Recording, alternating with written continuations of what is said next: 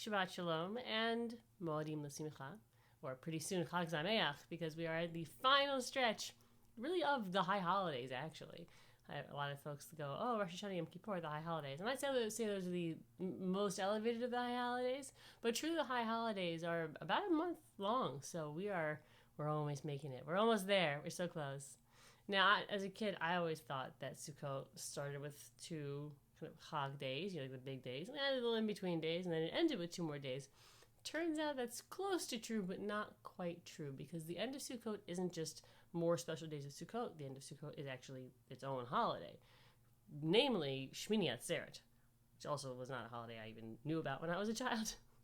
It's its own holiday. It's related. It's not related to Sukkot, but it's not just more Sukkot. On Shmini Atzeret, we are still kind of doing the agricultural genre that Sukkot really kind of holds. We are praying for rain, which, again, as a kid and for just a lot of my life, I never really understood why are we praying for rain now, because I grew up in the southern East Coast, like it rains year round. But then I figured out when I went to Israel, oh, it doesn't rain year round here. In fact, it has a rainy season, like lots of desert Middle Eastern countries. There's a rainy season, and it begins in the fall and goes through the winter until you're ready to harvest in the spring and summer.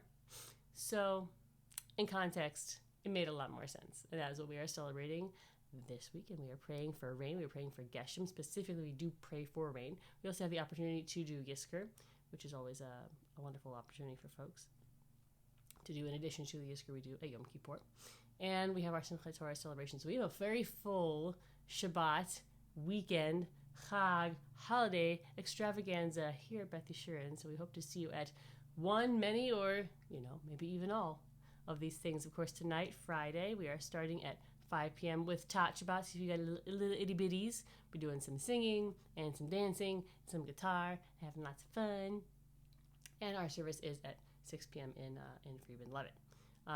It begins Shmini Atzeret tonight, and then going into tomorrow, Saturday, October 7th, we have the kind of main, the chapel will be at 8:30, of course, as always, and the main service in museum at 9:30. We'll have our service then, kind of our standard Shabbat / Chag holiday, Shmini Atzeret service, with the addition of Yizkor. So definitely if that's something that, an opportunity you would like to be a part of, any of those 3 services will be offering it. In addition, if you have a 2nd through 6th grader, child or grandchild, and you go, I would really love them to be more familiar with the Shabbat morning service, how do I do that? I mean, you could obviously, of course, go to Shabbat morning services.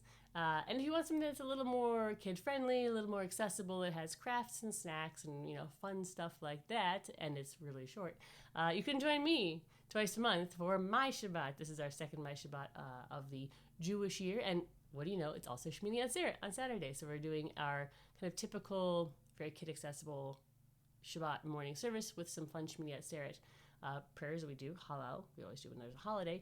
And because it is a water holiday, we are celebrating water. We will be decorating reusable water bottles and making our very own aguas frescas. So come thirsty. If you have a 2nd through 6th grade child or grandchild, come with them, and it's a good time. They get to learn the service, they get a little more comfortable, they feel a little more prepared, and they know what the heck they're saying and why the heck they're saying it.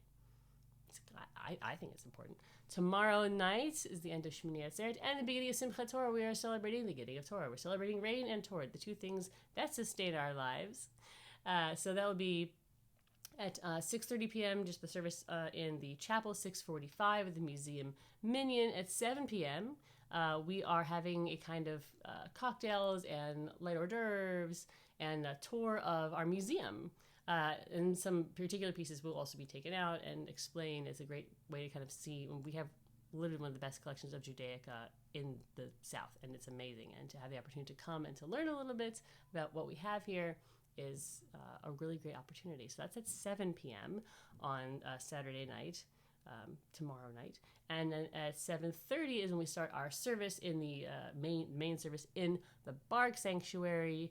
We have the Hakafot, the taking the Torah around. We have many, many opportunities for everybody who wants to hold a Torah and carry a Torah, whether you are little one. We have little Torahs. If you are a we have tot-sized Torahs. If you're a kid, we got kid-sized Torahs. And if you're, a grown-up, we have, of course, many grown-up-sized Torahs. So an opportunity to carry the Torah, to touch and kiss the Torah, to dance with the Torah, because we are celebrating the Torah.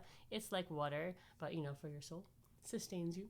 And, of course, we have our last Hakafa, our last go-around. It's a special, I've only ever seen at Beth Yeshurun, the sweet Hakafa, the candy Hakafa. So that is going to be your time to bring your 100 pieces of kosher, so marked kosher, rule of thumb, if it's gummy, it ain't kosher. Marked kosher, individually wrapped, because germs. We want everyone to walk away with lots and lots of candy and not a lot of germs. So please bring 100 pieces of kosher wrapped individual candies. I mean, minimum 100. You can always bring more because your rabbi loves candy. That's at the very end, so you got to make it to the end, but your reward is lots and lots of candy. And if you're like me, you got to be the candy inspector, because what if it needs to be inspected, and then you got to take a little tax. And Sunday, October 8th, it is still Simchat Torah, and we have a combined service with the Chapel Museum, and main services all will be in the chapel beginning at 8:30. So I hope to see you at some point during our wonderful smorgasbord of holiday Shabbat Chag activities for young and old and the littles and the bigs and everyone in between. And we can really send off the high holidays with a proper goodbye. It's been an amazing month. I don't know about you, but I'm exhausted. But let's make it the best end of high holidays ever. I hope to see you at Shul this weekend. In person is always amazing. Virtual is a great option. And I hope you have a wonderful Shabbat and a Chag Sameach.